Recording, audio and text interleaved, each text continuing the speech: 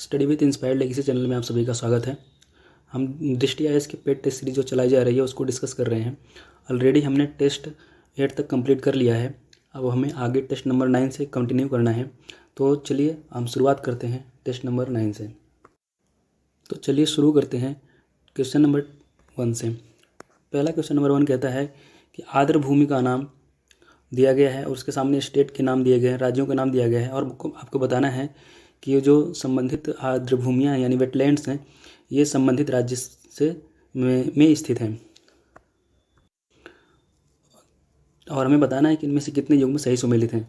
ठीक है, तो पहला वाला जो लिखा गया है कि वडूर पक्षी अभयारण्य, ये कर्नाटक लिखा गया है। कर्नाटक में ना होकर के ये तमिलनाडु में स्थित है। ठीक है, और अंशुपा झील जो लिखा गया है ये कहाँ पर स्थित है? ये उड़ीसा में ही स्थित है। ये बात बिल्कुल सही है, ये गलत है। और ठाड़े क्रीक जो लिखा गया है उसके सामने महाराष्ट्र का नाम लिखा गया है, ये भी बात बिल्कुल सही है, ये महाराष्ट्र में ही स्थित है। ठीक है, और चित्रांगुंडी पक्षी अभयारण्य ये भी तमिलनाडु में स्थित है। यानी यहाँ पे 3 बातें सही होती हैं और 3 बातें सही होते ही आपके 3 युग्म सही सुमेलित हैं। तो आपका ऑप्शन हो जाता है सी इज राइट आंसर। थोड़ी सी अपनी इन्फॉर्मेशन को ऐड ऑन करते हैं कि वेटलैंड्स, इसके संबंध में एक बहुत बड़ा कन्वेंशन है जिसको शायद आप लोगों ने पढ़ा ज़रूर होगा। इसको रामसर साइट के नाम से भी जाना जाता है। रामसर साइट्स जो भी वेटलैंड्स हैं इसके अंतर्गत ये रामसर जो है एक ईरान की एक जगह है जहाँ पर जो है जो आर्द्रभूमियाँ जो अंतर्राष्ट्रीय महत्व की हैं उसके संबंध में एक कन्वेंशन किया गया था। ठीक है, 1971 की बात है ये। 1971 में यूनेस्को के द्वारा, किसके द्वारा? यूनेस्को के द्वारा, ये यूनाइटेड नेशन की एक संस्था है जो रामसर साइट के संबंध में जो महत्वपूर्ण आर्द्रभूमियाँ हैं उनको रिकग्नाइज करती है। ठीक है, और 1971 में जो रामसर कन्वेंशन आयोजित किया गया था ये ईरान के रामसर नामक जगह पर आयोजित किया गया था। ठीक है, वहाँ पर जो संबंधित राज्य हैं, जो संबंधित स्टेट हैं यानी जो देश हैं, उन्होंने उस कन्वेंशन पर हस्ताक्षर किए थे। और अभी तक अगर आपसे पूछा जाए कि सबसे अधिक रामसर साइट्स कहाँ पर हैं तो ये हैं उत्तर प्रदेश में। और ये टोटल कितनी हैं? टोटल 10 रामसर साइट्स हैं। ठीक है, नहीं सॉरी, ये सबसे अधिक अगर बात किया जाएगा तो ये हो जाएंगी तमिलनाडु में सबसे अधिक रामसर साइट्स हैं, वो हैं 14। उसके बाद आता है उत्तर प्रदेश का स्थान। उत्तर प्रदेश में 10 सबसे अधिक, दूसरा सबसे अधिक जो है रामसर साइट्स की संख्या है, वेटलैंड्स की संख्या है। ठीक है, चलिए आगे बढ़ते हैं। सबसे अधिक जो है रामसर साइट्स की संख्या कहाँ पर है? तो अगर आपसे पूछा जाए तो सबसे अधिक रामसर साइट्स की संख्या है हमारे भारत के तमिलनाडु स्टेट में। यहाँ पर 14 टोटल 14 जो है वेटलैंड्स हैं। ठीक है, और दूसरा सबसे अधिक अगर है तो वह है उत्तर प्रदेश, वहाँ पर सबसे अधिक, दूसरा सबसे अधिक वेटलैंड्स जो है उनकी संख्या है 10। ठीक है, क्वेश्चन नंबर 2 कहता है कि वित्त मंत्रालय का निम्नलिखित विभागों में कौन सा विभाग आर्थिक सर्वेक्षण तैयार करता है? तो वित्त मंत्रालय का जो डिपार्टमेंट ऑफ इकोनॉमिक अफेयर यानी आर्थिक मामलों का जो विभाग है वो आर्थिक सर्वेक्षण तैयार करता है। ठीक है, तो ऑप्शन बी इसका राइट आंसर हो जाता है। थोड़ी सी और इन्फॉर्मेशन को ऐड ऑन करते हैं। भारत का आर्थिक सर्वेक्षण जो वित्त मंत्रालय द्वारा जारी किया जाता है वह एक एनुअल जो है दस्तावेज होता है। इसे भारतीय अर्थव्यवस्था से संबंधित डेटा का आधिकारिक और अद्यतन स्रोत माना जाता है। ठीक है, यह एक प्रकार की रिपोर्ट है जिसमें सरकार जो है पिछले 1 वर्ष की अर्थव्यवस्था की स्थिति से संबंधित जो आंकड़े होते हैं उनको प्रस्तुत करती है और साथ में सरकार जो है इसमें अर्थव्यवस्था के समक्ष जो मौजूद चुनौतियाँ होती हैं उनको उनका अनुमान लगाती है और उनके संभावित समाधान जो है प्रस्तुत करती है। ठीक है, और इसके मुख्य आर्थिक सलाहकार के मार्गदर्शन में आर्थिक मामलों के विभाग, जिसे डिपार्टमेंट ऑफ इकोनॉमिक अफेयर बोला जाता है, कि अर्थशास्त्र विभाग के द्वारा तैयार किया जाता है। इसे प्रायः जो है केंद्रीय बजट यानी सेंट्रल बजट के पेश किए जाने से 1 दिन पहले ही प्रस्तुत कर दिया जाता है। ठीक है, ये किसकी बात की जा रही है? ये है आर्थिक सर्वेक्षण के बारे में बात की जा रही है।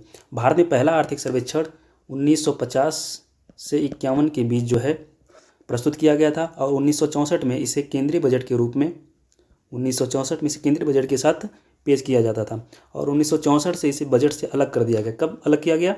1964 से ही इसे अलग कर दिया गया था। ठीक है, तो आप लोग इसको नोट डाउन कर लीजिएगा। क्वेश्चन नंबर 3 पे चलते हैं। कहता है कि वस्तुओं का भौगोलिक संकेतक, जिसे जीआई टैग भी बोला जाता है, क्या बोला जाता है? GI tag.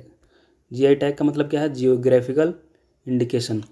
पंजीकरण और संरक्षण, रजिस्ट्रेशन एंड कंजर्वेशन एक्ट 1919 निम्नलिखित में से किस अंतर्राष्ट्रीय संगठन के दायित्वों का पालन करने के लिए भारत में अधिनियमित किया गया था?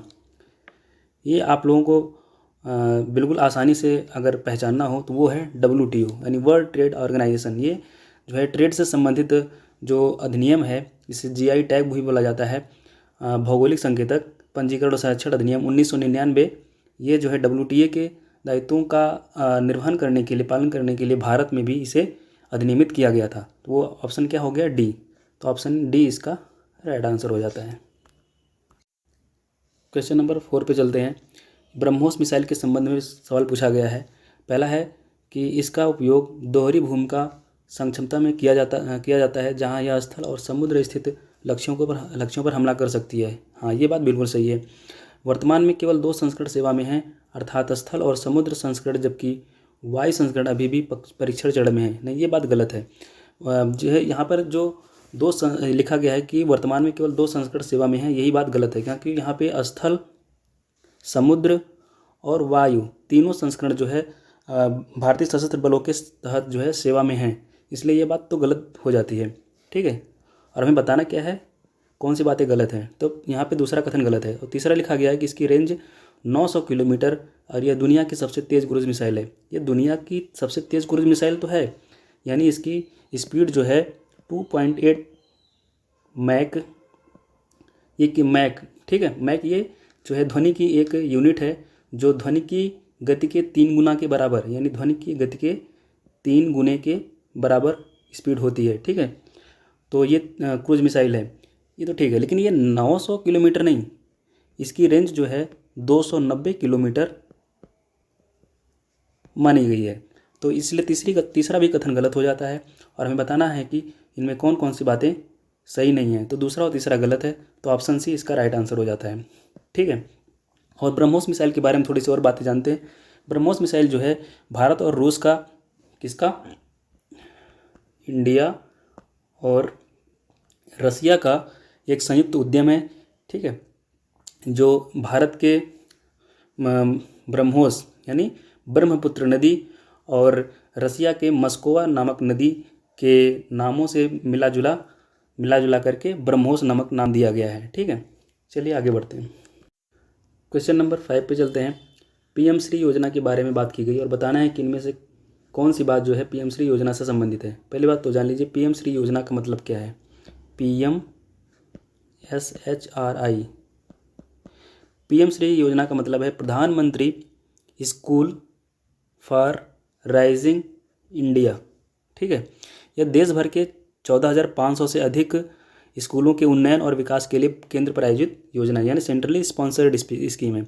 सेंट्रली स्पॉन्सर्ड स्कीम वे स्कीम्स होती हैं जिसमें केंद्र सरकार और राज्य सरकारों के सहयोग से जो है फाइनेंस प्रदान किया जाता है, धन प्रदान किया जाता है संबंधित योजना को क्रियान्वित करने के लिए। ठीक है, तो उस संबंध में पहला ही कथन सही है, यह देश भर के स्कूलों के उन्नयन और विकास के लिए एक योजना है। तो ऑप्शन ए इसका राइट आंसर हो जाता है। ठीक है, चलिए आगे बढ़ते हैं। क्वेश्चन नंबर 6 पे चलते हैं। यह एक निवास स्थान में एक वनस्पति समुदाय के क्रमिक विकास में सही अनुक्रमिक चरण की पहचान करना है हमें। ठीक है, देखिए अगर आपको सही पहचानना है तो आप सीधे जो है अगर आप नीचे शुरू करें तो शायद आपको इसका आंसर आसानी से मिल जाएगा। देखिए पहले वनस्पतियाँ जहाँ पर विलुप्त होंगी यानी वनस्पति रहित स्थान होगा तो वहाँ से प्रवास होना चालू होगा। उसके बाद उसके संबंध में प्रतिक्रियाएँ होंगी और उसके स्थिरीकरण के संबंध में कुछ क्रियाएं की जाएंगी। तो उस संबंध में डी वाला ही ऑप्शन है जो अनुक्रमिक चरण को सही रूप में प्रदर्शित करता है। तो ऑप्शन डी इसका राइट आंसर हो जाता है। ठीक है, चलिए आगे बढ़ते हैं। क्वेश्चन नंबर 7 की तरफ चलते हैं।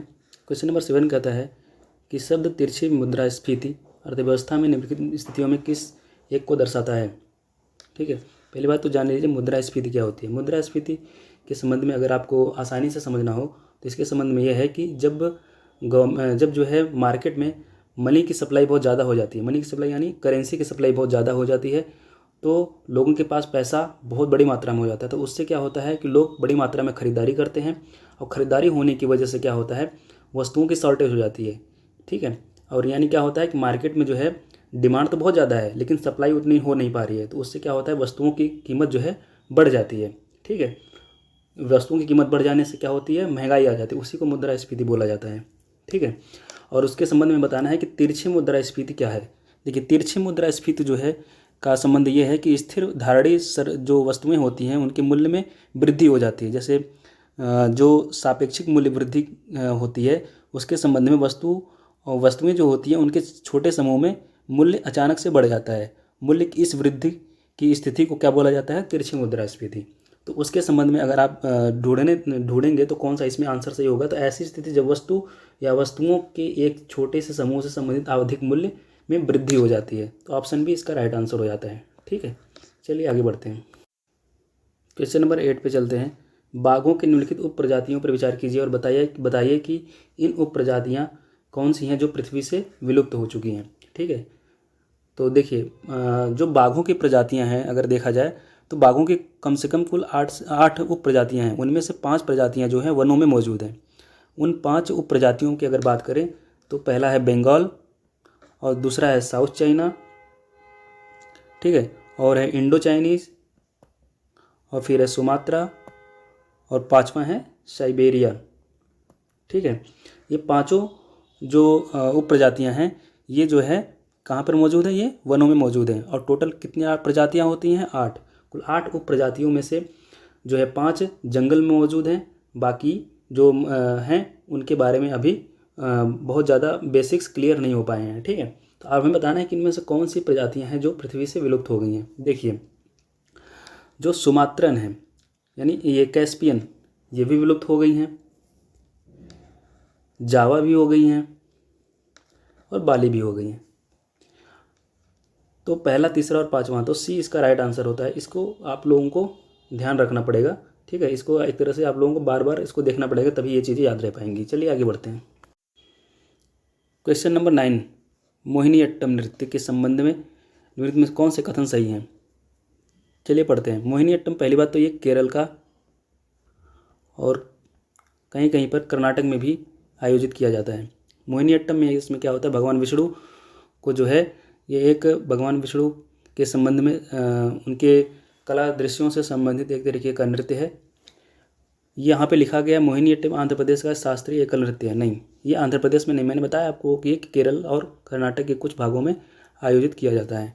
तो पहला ही बात गलत हो जाता है, और पहली बात गलत होते ही ए भी गलत हो जाता है, सी भी गलत हो जाता है, और बी भी गलत हो जाता है। ठीक है, तो डी ही बचता है जो हमारा सही आंसर तक पहुंचा सकता है। तो उस समय फिर भी हम पढ़ लेते हैं। दूसरा क्या कहता है, दूसरा यह मुख्यतः बालिकाओं द्वारा गोल घूर्णन और नाजुक कदम ताल के साथ किया जाने वाला एक एकल नृत्य है। ये बात सही है। इसमें भरतनाट्यम और कथकली दोनों का तत्व शामिल है। ये भी बात बिल्कुल सही है। आप इन दोनों बातों को बिल्कुल नोट डाउन तो कर ही लीजिएगा और दिमाग में याद रखिएगा। नारायण नंबूदरी और कुंजियन नाम्बियार को मोहिनीअट्टम का ग्रंथ लिखने का श्रेय दिया जाता है। यहाँ पर दूसरा, तीसरा और चौथा, यहाँ पे तीनों बातें सही हैं, तो ऑप्शन डी इसका राइट आंसर हो जाता है। ठीक है, चलिए आगे बढ़ते हैं। क्वेश्चन नंबर 10 पे चलते हैं। यहाँ पोषण स्तर के बारे में बात कर रहा है कि पोषण स्तर के संदर्भ में बताइए कि निम्नलिखित में से कौन से बातें सही हैं। पहला है, प्रत्येक पोषण स्तर के साथ ऊर्जा का स्तर बढ़ता है। आप नॉर्मली इसको आसानी से रिमूव कर सकते हैं, क्योंकि प्रत्येक पोषी स्तर जो होता है उसके अनुपयोगी ऊष्मा के रूप में कुछ ऊर्जा की हानि होती है, जिससे ऊर्जा स्तर पहले पोषी स्तर से ऊपर की ओर घटता जाता है।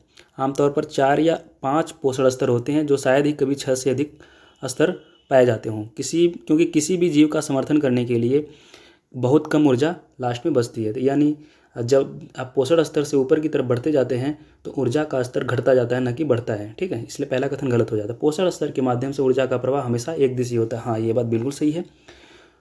जब ऊर्जा का प्रवाह होता है वो हमेशा एक दिशा में ही होता है। ठीक है, पोषण स्तर के माध्यम से अगर हम बात करें तो दूसरा ऑप्शन सही है। तो केवल 2 ही ऑप्शन सही है, तो ये ऑप्शन बी इसका राइट आंसर हो जाता है। ठीक है, क्वेश्चन नंबर 11 पे चलते हैं। वित्तीय स्थिरता और विकास परिषद यानी financial FSDC, financial stability and development council, FSDC के संबंध में बताना है कि निम्नलिखित में से कौन सी बातें सही नहीं हैं। ठीक है। पहला है, यह वित्त मंत्रालय के तहत एक सांविधिक परिषद है। यह वित्त मंत्रालय के तहत एक परिषद तो है, लेकिन ये सांविधिक नहीं, यानी सांविधिक वे संगठन या वे जो है ऑर्गेनाइजेशंस होती हैं, ठीक है, जिनका संसद के कानून द्वारा निर्माण किया जाता है। ये संसद के कानून द्वारा निर्मित नहीं है, क्योंकि इसकी स्थापना जो है 2010 में एग्जीक्यूटिव ऑर्डर यानी कार्यकारी आदेश के द्वारा इसकी स्थापना की गई थी, ठीक है। तो इसलिए पहला कथन तो गलत हो जाता है। एन.के. सिंह समिति ने सबसे पहले एफएसडीसी की स्थापना का प्रावधान रखा था, नहीं। इसकी स्थापना का प्रावधान 2008 में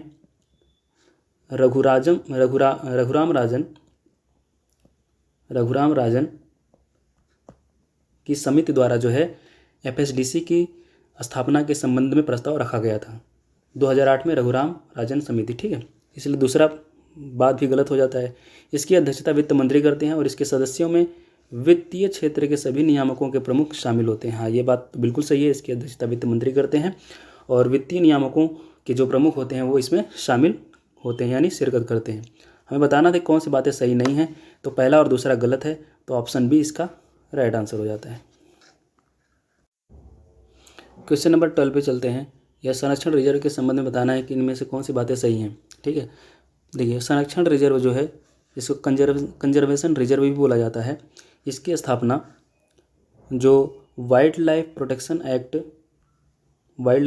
एक्ट 2003 में जो है संशोधन करके कंजर्वेशन रिजर्व की स्थापना की गई थी, ठीक है, और इसको परिभाषित भी किया गया था। तो अब उसको देखते हैं। पहला कथन क्या कहता है, यह राज्य सरकार के स्वामित्व वाला क्षेत्र है। हाँ, ये बात बिल्कुल सही है, यह राज्य सरकार के अधीन आता है, जिसमें नेशनल पार्क हो गए और सेंचुरीज हो गई, जो अभयारण्य हैं के समीप स्थित जो वनस्पतियाँ तथा प्राणियों और उनके आवास की जो सुरक्षा करने वाले भू परिदृश्य होते हैं और समुद्री परिदृश्य होते हैं, वो राज्य सरकार के स्वामित्व का क्षेत्र होता है, ठीक है। उसी के अंतर्गत जो भी क्षेत्र आते हैं उनको कंजर्वेशन रिजर्व के अंतर्गत शामिल किया जाता है। तो पहली बात तो सही है। उत्तराखंड में आसन कंजर्वेशन रिजर्व, आसन वेटलैंड देश में स्थापित पहला कंजर्वेशन रिजर्व है। ये बात यहीं पे गलत हो जाती है, क्योंकि तमिलनाडु का जो तिरुनेलवेली में तिरुड़ापाई मारुथु संरक्षण रिजर्व है, देश में स्थापित पहला संरक्षण रिजर्व है, ठीक है। तो दूसरे वाली बात तो गलत हो जाती है। ये जो है पहला मैंने आपको बताया कि पहला वेटलैंड कौन था, जो पहला कंजर्वेशन रिजर्व घोषित किया गया था, वो था तमिलनाडु का जो तिरुनेलवेली वाला जो जगह है, वहाँ पर है तिरुपाड़ा इमारथुर कंजर्वेशन रिजर्व, ठीक है। इसकी स्थापना सबसे पहले की गई थी, न कि आसन कंजर्वेशन रिजर्व।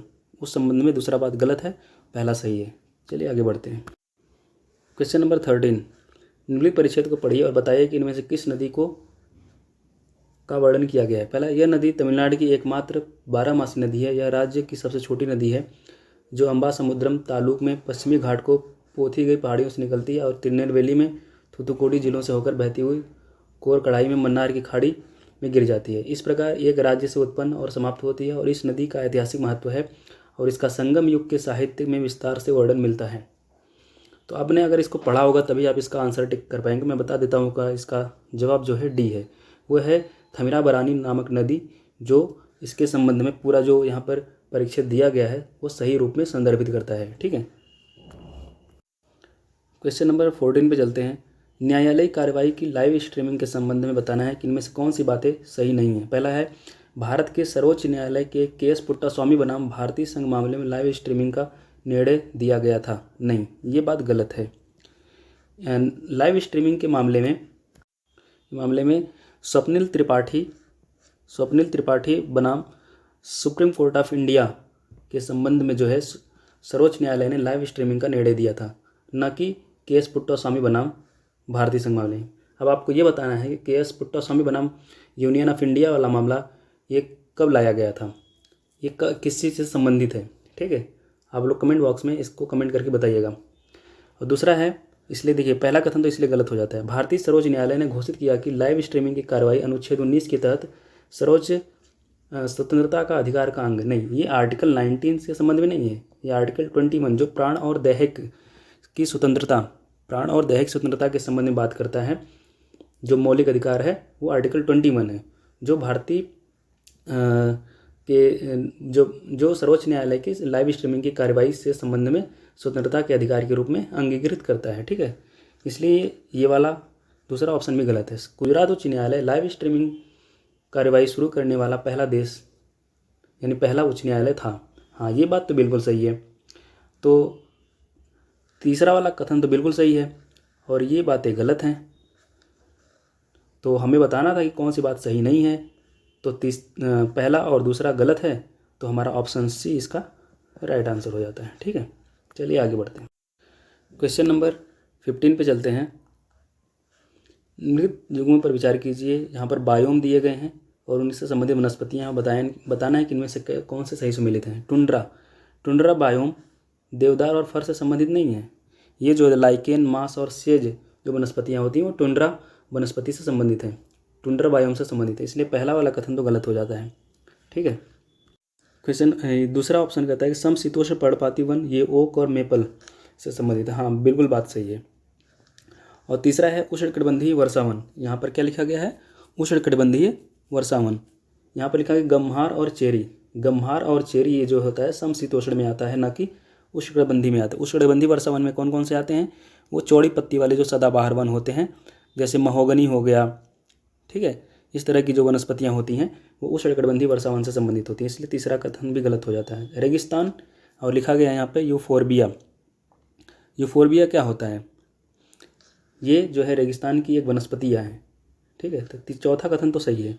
आपको बताना है कि कितने युग्म सही सुमेलित हैं। तो 2 और 4 ही सही सुमेलित हैं, तो यानी 2 ऑप्शन हमारे सही सुमेलित हैं, यानी 2 युग्म सही सुमेलित हैं। तो ऑप्शन बी इसका राइट आंसर हो जाता है। ठीक है। क्वेश्चन नंबर 16 पे चलते हैं।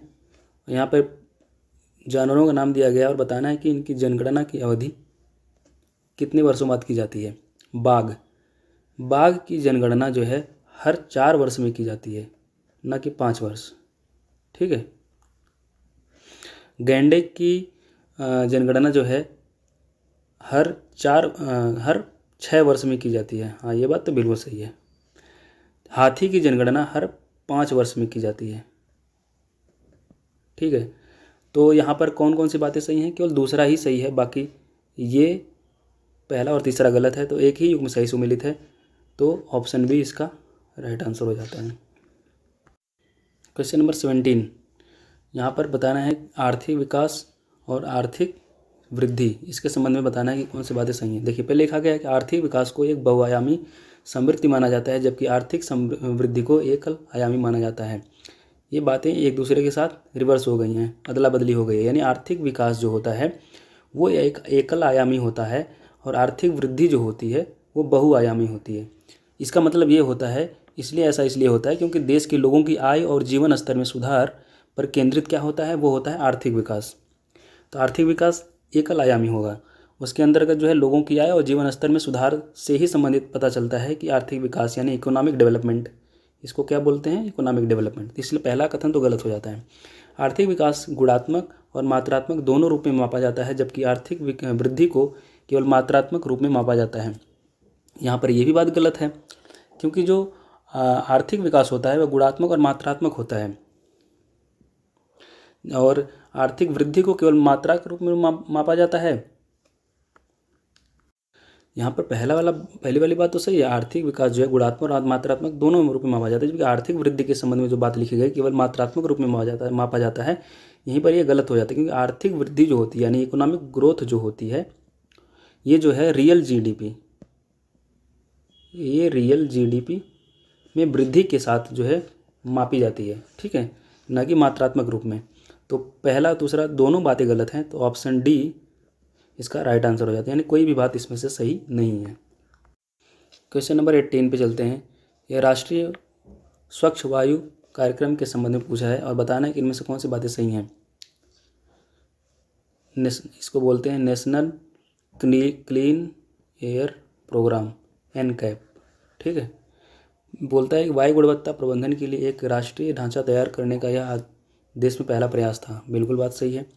हाल ही में केंद्र ने वर्ष 2026 तक पीएम सांद्रण में 40% की कमी लाने का नया लक्ष्य निर्धारित किया है। पीएम का मतलब पार्टिकुलेट मैटर 40%। हाँ, ये भी बात बिल्कुल सही है। पार्टिकुलेट मैटर यानी पीएम 2.5 के लिए स्वीकार्य वार्षिक मानक 40 माइक्रोग्राम प्रति घन मीटर है। हाँ, ये भी बात सही है। यहाँ पे तीनों बातें सही हैं, तो ऑप्शन डी इसका राइट आंसर हो जाता है। ठीक है, इसकी शुरुआत जो है 2019 में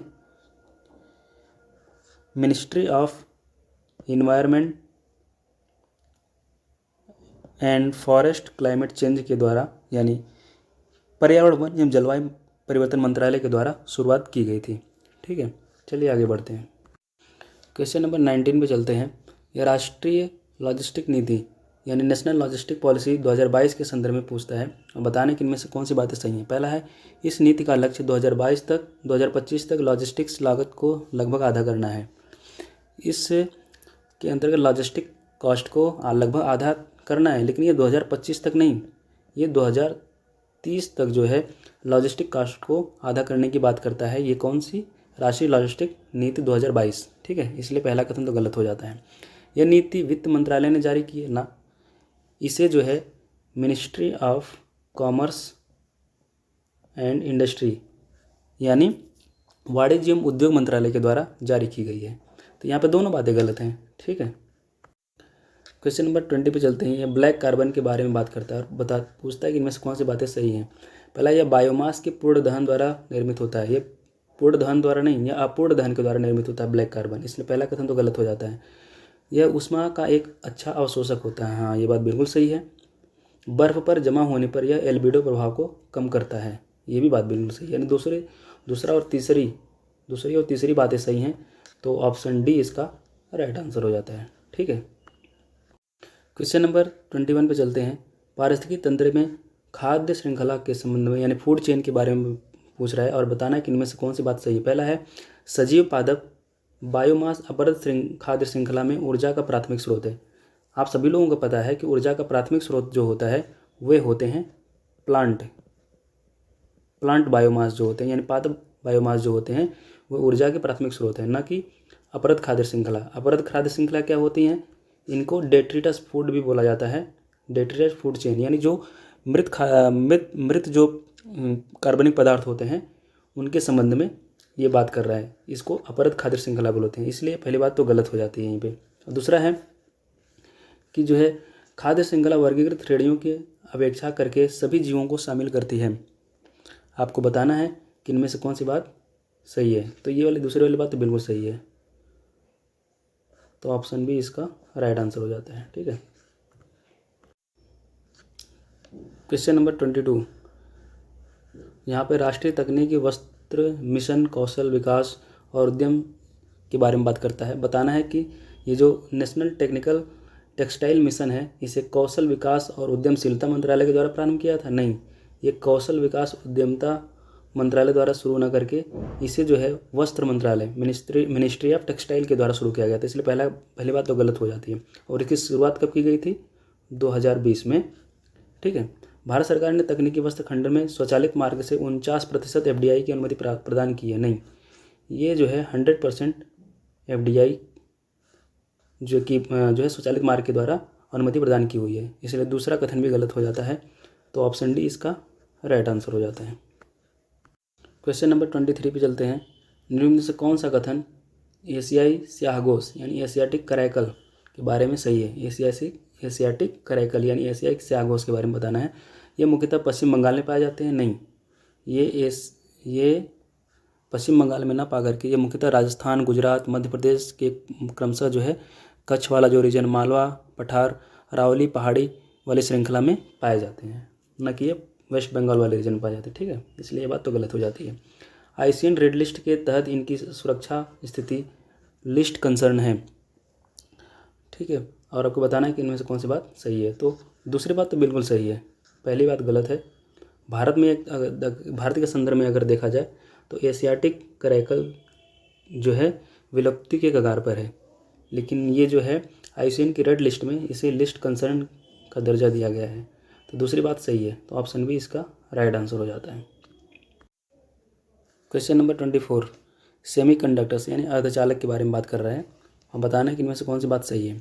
निम्न नैनोमीटर वाले सेमीकंडक्टर्स ऑटोमोबाइल में प्रयोग किए जाते हैं, जबकि उच्च नैनोमीटर वाले सेमीकंडक्टर्स स्मार्टफोन जैसे उपकरणों में प्रयोग किए जाते हैं। ये बात एक दूसरे के साथ इंटरचेंज कर दी गई, यानी निम्न नैनोमीटर वाले जो सेमीकंडक्टर्स होते हैं उनका उपयोग जो है स्मार्टफोन जैसे उपकरणों में किया जाता है, जबकि जो उच्च नैनोमीटर के जो सेमीकंडक्टर्स होते हैं उनका उपयोग ऑटोमोबाइल सेक्टर में किया जाता है, इसलिए बात तो गलत हो जाती है।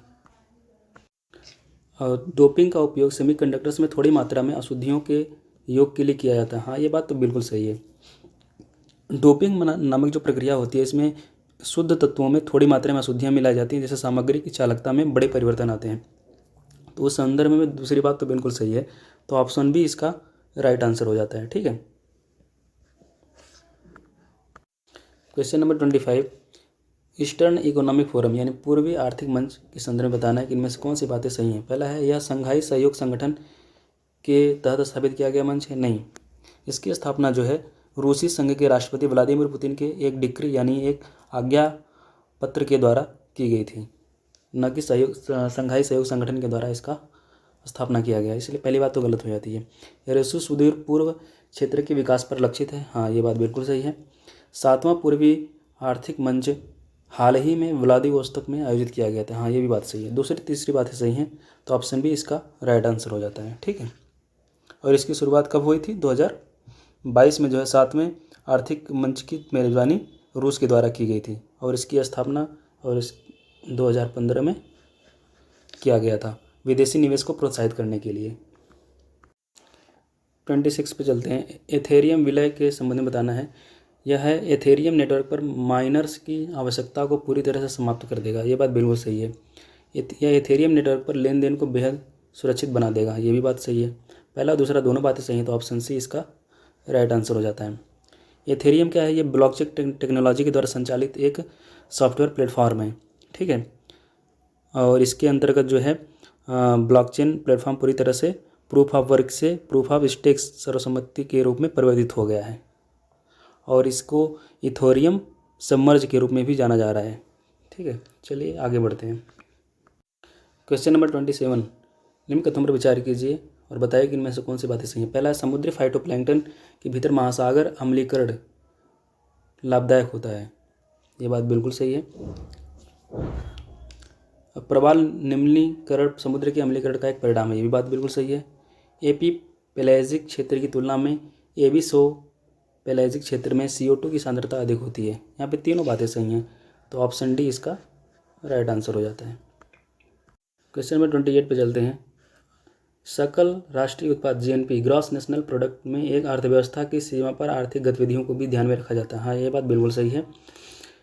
नेट डोमेस्टिक प्रोडक्ट यानी NDP की अवधारणा का प्रयोग विश्व की विभिन्न अर्थव्यवस्थाओं की तुलना करने के लिए किया जाता है। नहीं, इसका जो है यह मूल्यह्रास की विभिन्न दरों के कारण होता है जो विश्व की विभिन्न अर्थव्यवस्थाओं द्वारा निर्धारित होते हैं।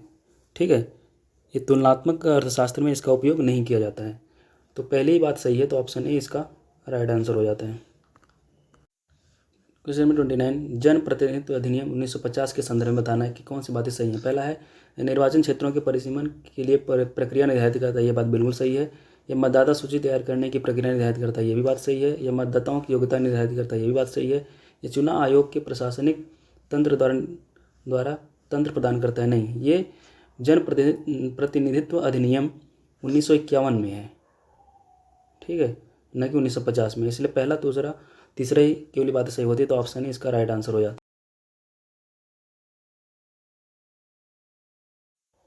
हाइड्रोडायनेमिक ट्रैपिंग और सॉल्युबिलिटी ट्रैपिंग के शब्दों का प्रयोग किस संदर्भ में किया जाता है?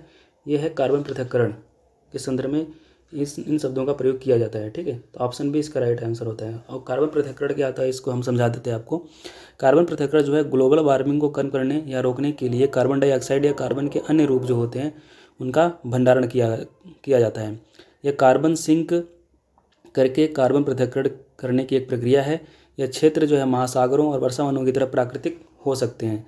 कृत्रिम रूप में अगर जैसे जैसे समाप्त होते तेल भंडार और अखनित खदानें, ठीक है, कार्बन कैप्चर और स्टोरेज CCS के लिए भी तीन तरीके के पृथक्करण चरण होते हैं, जिनमें CO2 का अनेक गैसों से अलग किया जाता है और उनको भंडारण करने के स्थान पर ले जाया जाता है और उनके वायुमंडल से बहुत दूर ऐसी जगह पर ले जाया जाता है जहाँ पर जो है आबादी निवास न करती हो। ठीक है, तो ऑप्शन बी इसका राइट आंसर हो जाता है। चलिए अब नेक्स्ट वीडियो में मिलेंगे जो